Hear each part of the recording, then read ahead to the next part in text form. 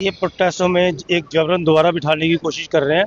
हमें साल डेढ़ साल पहले जब हमें कहा गया कि आपको जगह के बदले जगह दी जाएगी और जगह बताई भी गई, वहाँ पे हमें कुछ आगे कुछ दिखाया नहीं और इधर आके आप 7 दिन का नोटिस दे दिया।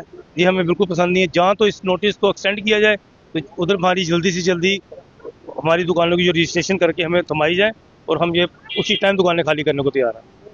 भाई हमारा ऐसे प्रोटेस्ट चलता रहेगा और हमारी अपने एमएलए साहब दोनों से, अभी रंधावा जी से भी और सरदार नरेंद्र सिंह से बात, वो भी वहाँ पे भी सदन में भी बात चल रही है, वो भी हमारा मुद्दा उठा के बात कर रहे हैं। उनका भी है कि जल्दी से जल्द हल हो जाएगा, नहीं तो ऐसे ही हमारा ये प्रोटेस्ट जो लंबा चलता जाएगा। उससे यही अपील है कि हमारा जो काम है ये एक जायज़ काम है।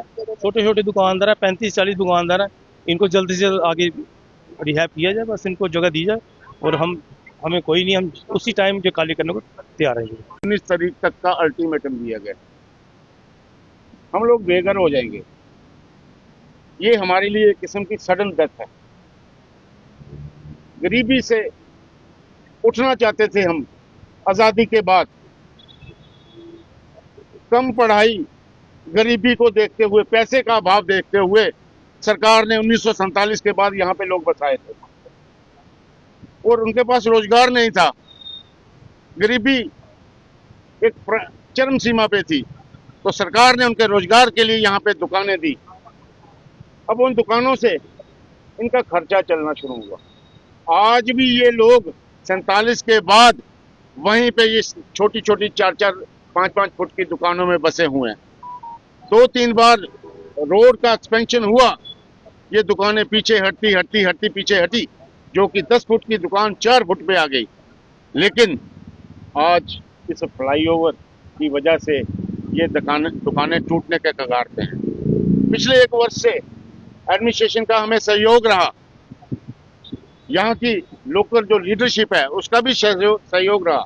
जितनी संस्थाएं थी उन्होंने मिलजुल के हमारा सहयोग किया और अंत में एडमिनिस्ट्रेशन ने, माननीय गवर्नर साहब मनोज सिन्हा साहब ने हमारी बात मानी और हमें कमिट किया कि आपको ये इस दुकानें, जो 36 दुकानें हैं सतवारी और नई बस्ती की मिला के, आपको हमारे पास ये चंद्रभागा हॉल जो नहर के किनारे है वहाँ पे आपको ये दुकानें बना के दी जाएंगी और आपकी दुकानें तोड़ने से पहले आपको वहाँ बसाया जाएगा। लेकिन परसों अचानक यहाँ पे रेवेन्यू डिपार्टमेंट वाला नोटिस लगाना, मुझे लगता है कहीं